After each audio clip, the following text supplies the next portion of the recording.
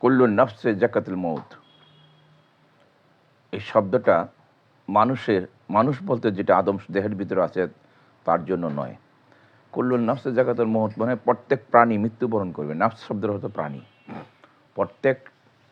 প্রত্যেক প্রাণী মৃত্যুবরণ করবে। নাফস শব্দের অর্থ প্রাণী বিদায়ী চলমান শরীয়তের মধ্যে নাফসের গুরুত্ব নাই। নাফস সম্বন্ধে রিসার্চ নেই, নাফস সম্বন্ধে আলোচনা নেই।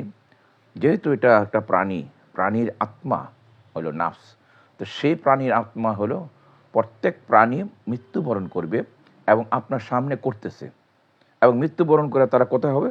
দে are transferred to the human body মানে আদম দেহের ভিতরে আসবে, সেটাই তার কবর।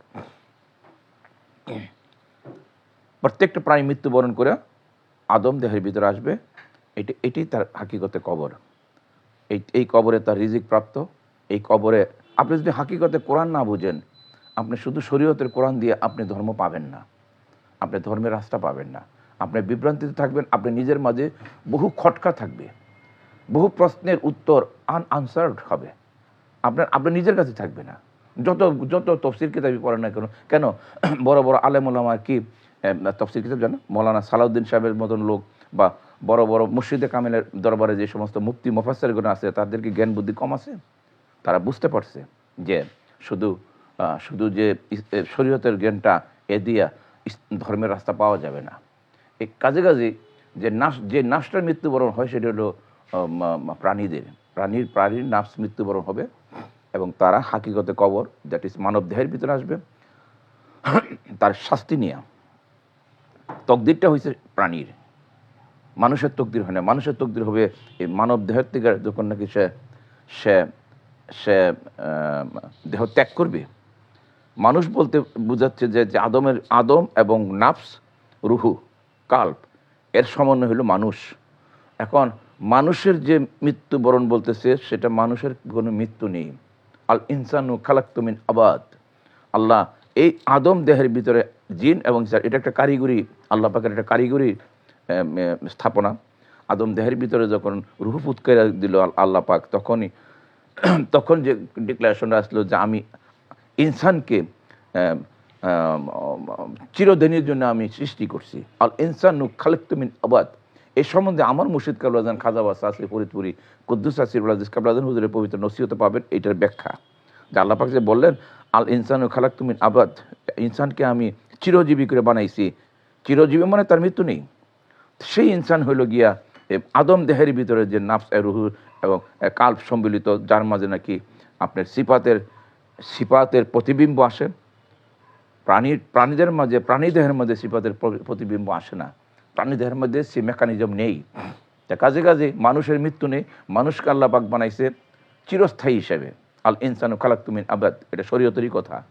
তো মানুষ কী হবে? মানুষ এই জড় দেহটা ছেড়ে একটা নূরের দেহ পাবে যখন সে পবিত্র হতে পারবে। যে দেখেন এই যে তকদিরটা কি? তকদিরটা হলো পশুর তকদির।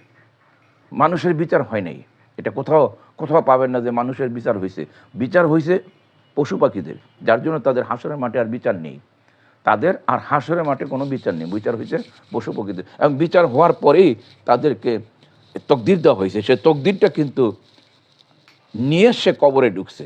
কবরটা হইল হাকিকতে কবরটা হলো মানব দেহ, এই আদমের দেহের ভিতরে ঢুকছে। সে তকদিরটা নিয়ে, সে তকদির মোতাবেক সে মৃত্যুর থেকে জন্ম আগ পর্যন্ত চলবে। এর একটু বিচ্যুত হওয়ার কারো ক্ষমতা নেই। তবে এই তকদির পরিবর্তন করা যায় পিতামাতার দোয়ায়, মুরব্বীদের দোয়ায়। মুরব্বী বলতে আমি বোঝাচ্ছি ইনসানে কামেল যারা আছেন, আল্লাহর বন্ধু সকল, তাদের দোয়াতে আপনি তকদির পরিবর্তন হইতে পারে। যেহেতু এটা অ্যাপিলেট ডিভিশন আমি বলছি, যেটা পুনরায় হচ্ছে, তা আপনি জন্মের থেকে মৃত্যুর আগ পর্যন্ত আপনি তকদির মতো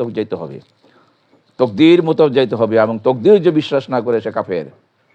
তকদির যে বিশ্বাস না করবে সে কাফের।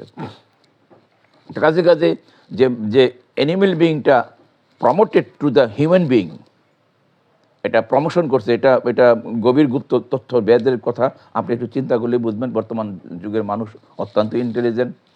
আইটি জামানা, ইলেকট্রনিক্সের জামানা, সবই হইল গিয়া অদৃশ্যের কাজকাম। ইলেকট্রনিক্স মানে অদৃশ্যের কাজকাম হচ্ছে, দৃশ্য নাই, গায়েবী কথাবার্তা, গায়েবী এই যে ছবিগুলি ট্রান্সফার হচ্ছে, ইনফরমেশনগুলো ট্রান্সফার হচ্ছে, এগুলো সব গাইবি। এক জায়গাতে ওই যে শায়রিয়া দিয়া, ব্লুটুথ দিয়া, এটাকে গাইবি ট্রান্সফার হচ্ছে না? তো আজকাল মারেফাতের বিদ্যা বোঝা অত্যন্ত সহজ।